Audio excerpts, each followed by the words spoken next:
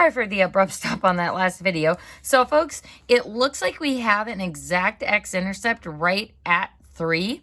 So if I look at my p over q values, is 3 one of our potential possibilities for a rational root? It sure is. So x equals 3 should be a root. And just put a note by here that we got this from our calculator graph. So what's nice is we're going to be kind of doing a combination of with and without the calculators on this section. So usually we'll use our calculator to see if we can find any of these exact rational roots. But as you can see, finding those other 3 roots, we are a little bit stuck at this point, because how many decimals exist between 1 and 2? Oh, you know, just an infinite amount. But this is where the p over q values come into play. Because if one of these other roots is rational, it has to come from this set of numbers. So yeah, there's still 8 possibilities, the positives and the negatives, but we are taking an infinite amount of possibilities and narrowing it down to just these 8. So folks, we're going to start by taking that 3 and putting it in the box. We're going to use 3 to depress our polynomial to try to break down the power into something smaller, hopefully eventually a quadratic that we can try to factor or solve. So putting 3 in the box, we're going to list out our coefficients of our original function. And I'm checking for placeholders as I go, which I don't need any. How nice. So bring down the 3, times the box, add straight down, times the box, add straight down, times the box, straight down. And I'm going kind of confidently fast through this because I know that since this is a root, it's got to give me a remainder of 0. So remember, folks, I'm putting 3 in the box because I'm dividing by the known factor x minus 3. Excuse me. So, folks, by dividing it by that factor, we have now depressed this polynomial down to be a degree 3. So now I have 3x cubed plus x squared minus 9x minus 3 and equals 0 because we're solving for the x-intercepts.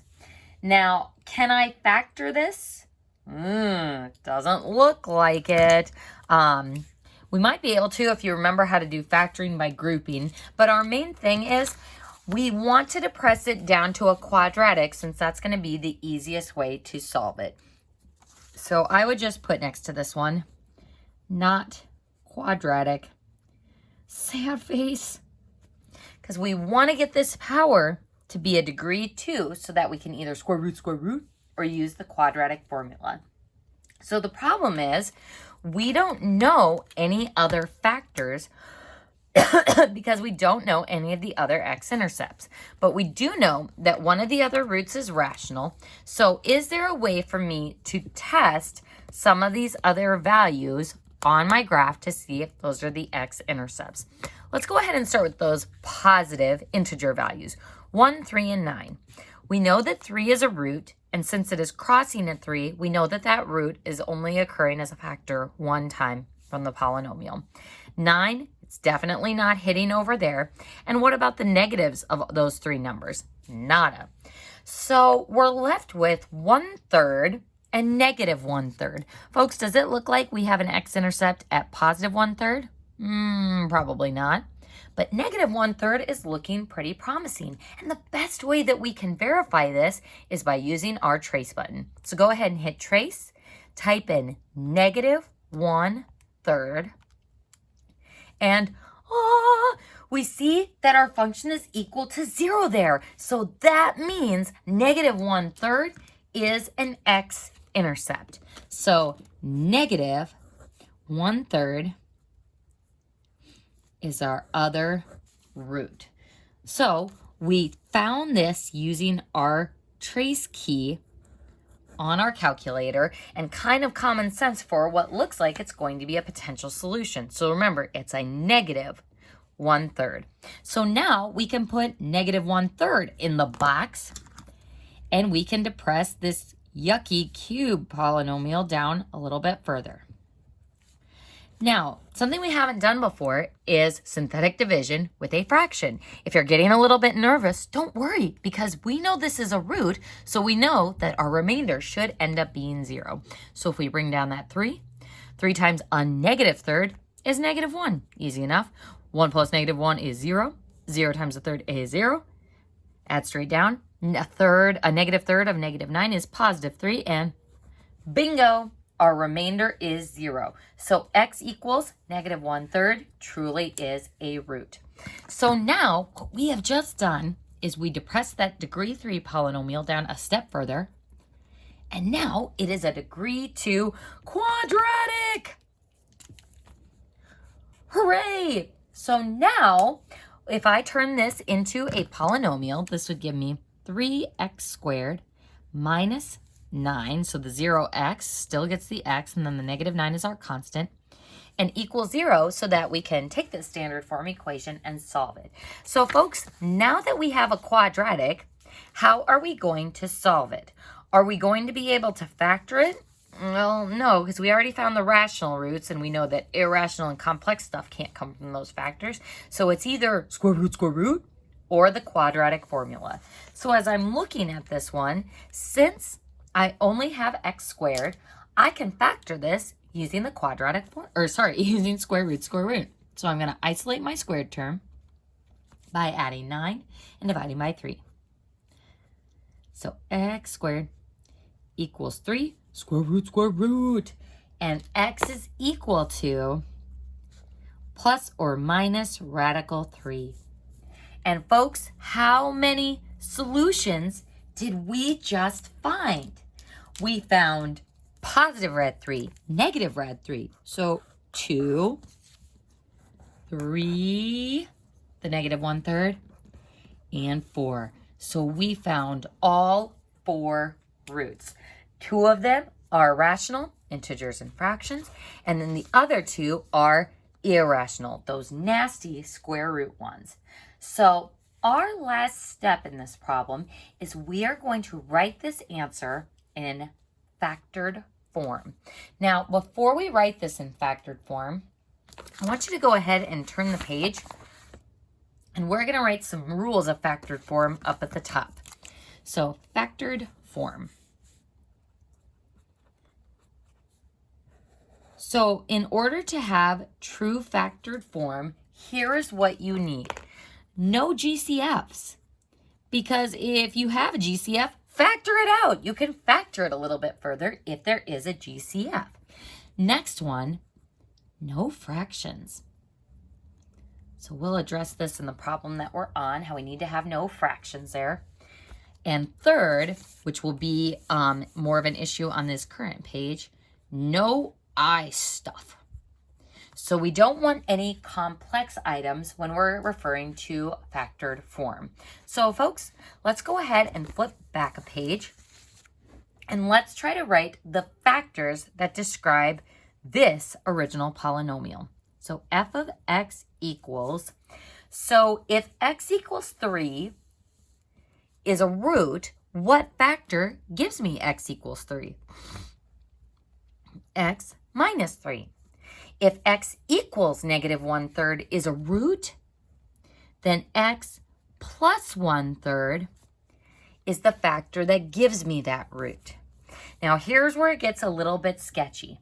We also, when we are writing in factored form, don't want to have any of that nasty square root stuff.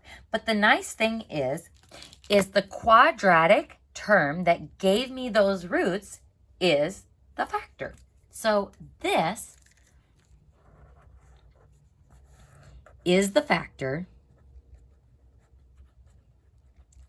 that gave me those roots.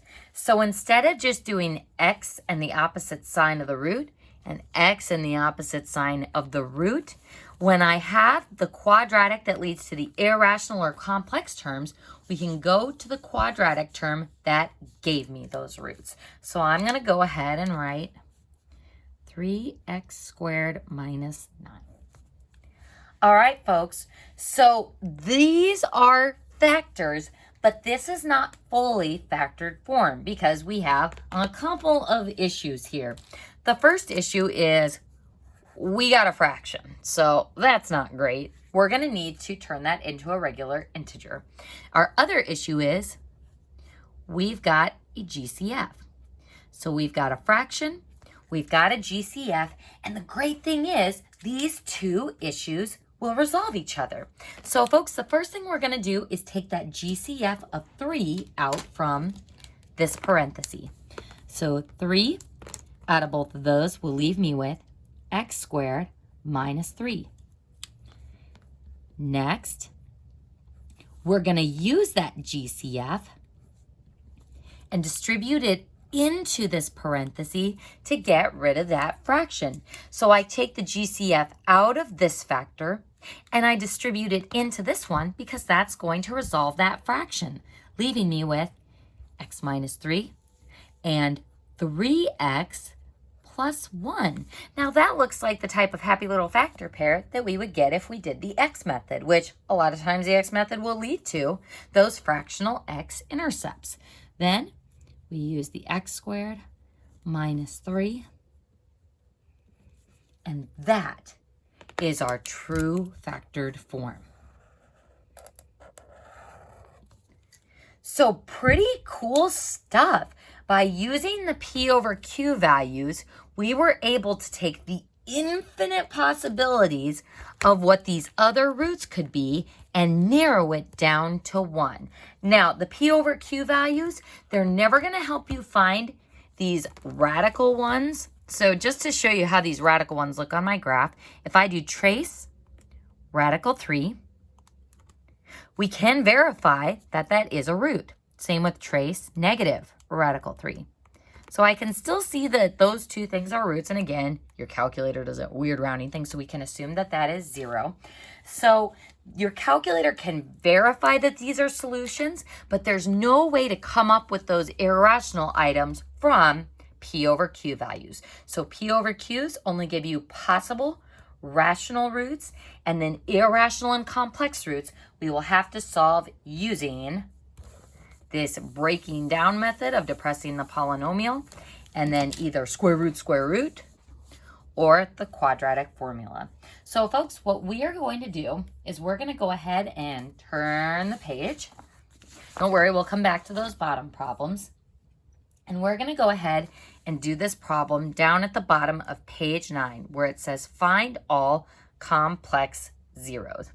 So complex zeros includes both the real and the imaginary. So remember, complex numbers are a plus bi. So real stuff and imaginary stuff. So if I want to find all the complex zeros, that means find everything. The real ones, the imaginary ones, all possible solutions to the polynomial. So folks, let's go ahead and start by looking at our equation.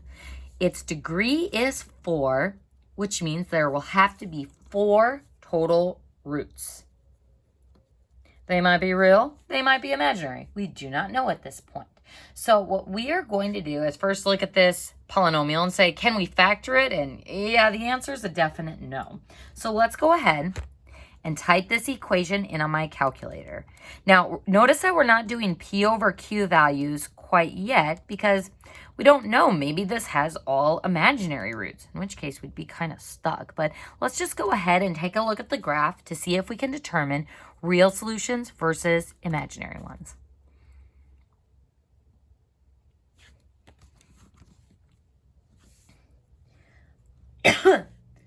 All right, folks, so that is my graph. So we're going to go ahead and do a happy little sketch of this to the side. And folks, if you were to guess where that graph is hitting the x-axis, I would say it looks right at about 3. So, or negative 3, sorry. So if I do trace negative 3, ooh, it looks like we have an x-intercept there. So folks, I want you to rate that this is from our calc. So on our calc, we typed that equation in and we saw this. 1, 2, 3. We saw our graph doing this at negative 3. Now, folks, going back to what we did a couple of days ago, is my graph crossing or bouncing at negative 3? It is bouncing. So what this tells me is that my solution is x equals -3. That's definitely where it is hitting the x-axis. But because it is bouncing, that means that the factor x plus 3 has an even multiplicity.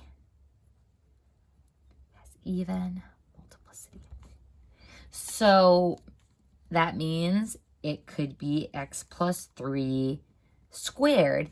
It might even be x plus 3 to the 4th. We won't know yet until we get a little bit further in the problem, but we definitely know it has even multiplicity. And the reason why we know this is because it is bouncing. And if I do the expansion of that, we see x plus 3 times x plus 3. And root-wise, we would get x equals -3 and x equals -3. So I get one root, one unique root, but it's the same root, so we only write it once. In Algebra 2, you may have covered this and said that x equals -3 is a repeated root.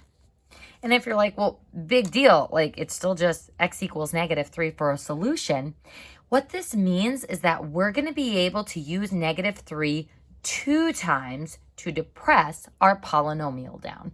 So -3 gives us the factor x plus 3. So if we divide by that factor, -3 goes in the box. So I'm going to depress my polynomial using this factor. So 1 for x to the 4th, then 6 and 13 and 24 and 36. And again, I can go a little bit faster than normal with the synthetic division because I am confident that this is a root. So we should get a remainder of 0. Ta-da! And we do. Now, this has depressed my degree 4 polynomial down to degree 3. And that's not great for us because we can't really use the quadratic formula. I say we can't really use, we absolutely cannot use it on this polynomial. So factoring wise, we're kind of stuck at this point. So we need to be able to break it down further. How are we going to break it down? By dividing by this other factor. So yeah, the two factors are the same, but just like 2 and 2 are both factors of 4, 3 and 3 are both factors of 9, I can still break down like 81 by dividing it by 3 4 times. So I'm going to divide this polynomial again by the other x plus 3 factor. So I'm going to put -3 in the box again. And now I'm going to depress this depressed polynomial down to a degree 2.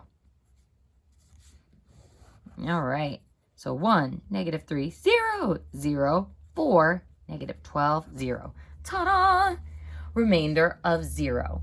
So because this is a repeated root, I got to use it twice because that's the same as dividing by both of those factors. Hopefully that's not confusing with all those different lines there. So folks, the magical thing now is, and I hope you can still tell that that is a -3 there. So we did -3 2 times. So now we are left with a degree 2. And that is excellent news for us because once it's a degree 2, it's quadratic. That means we can either square root, or use the quadratic formula. So we've got x squared plus 0x plus 4 and equals 0 because we are setting f of x equal to 0 because we're solving for the x-intercepts. So I only have x squared, so go ahead and subtract that 4. -4, square root. And x is equal to, oh, here we go, plus or minus anytime you square root. The square root of -4 is 2i. So how many total solutions did we find?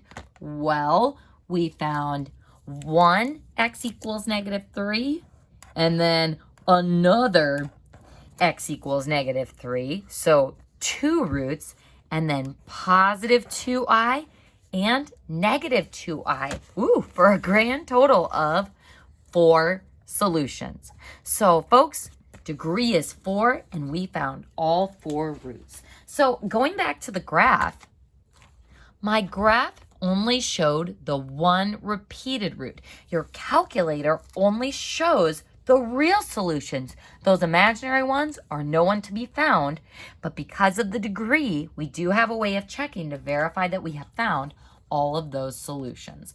So let's go ahead and do the final step on this one, which is writing this polynomial in factored form. So for factored form, what factors give me x minus 3 and x equals negative 3 and x equals negative 3? The two factors would be x plus 3 and x plus 3. Now, what about the factor that gives me the I stuff? We don't want to do x plus 2i or x minus 2i because we don't want I stuff in our factored form. So we go to this non-reducible quadratic term that gave me those solutions, and this becomes my other factor. So this non-reducible quadratic, that's going to give me the other factor. And we can write this in condensed form if we so desire. That would equal x plus 3 squared. There's that even multiplicity. And then x squared plus 4. And there is our factored form. So we just took this horrible looking polynomial, and by just using our calculator the slightest bit and depressing our polynomial using synthetic division, we were able to factor something that seemed to be unfactorable, which is really, really cool. So folks, just a warning on my math lab, careful with your repeated roots. And this is something that's probably going to come up on the test as well. So if it tells you to state all solutions for this one, you would have to, let's say on my math lab, it had x equals, and then put in your stuff. We would have to do negative 3, comma, negative 3 again, and then you can use the plus or minus with the 2i. So with repeated roots, my math lab makes you state them twice. You can still write the factor in that condensed form, but you need to make sure that you state it 2 times. Okay? So this kind of puts everything together. The only thing that we haven't seen so far is using the quadratic formula with these types of problems. So in the next video, we will be turning the page and doing a problem on page 10. And folks, after we finish all this kind of P over Q graph solving stuff, then we'll go into how to simplify and FOIL these equations to get functions in standard form. So something else I want to draw to your attention about this problem is we didn't have to use the P over Q values here. Since we were able to find this one root directly from our graph and it wasn't a fractional number, we didn't really have to use our P over Q values. So I tend to call these like P over Q value type problems, but not all of them are going to require that you use those P over Q values. So we'll do a lot more practice with these so you can get your bearings on when to do what.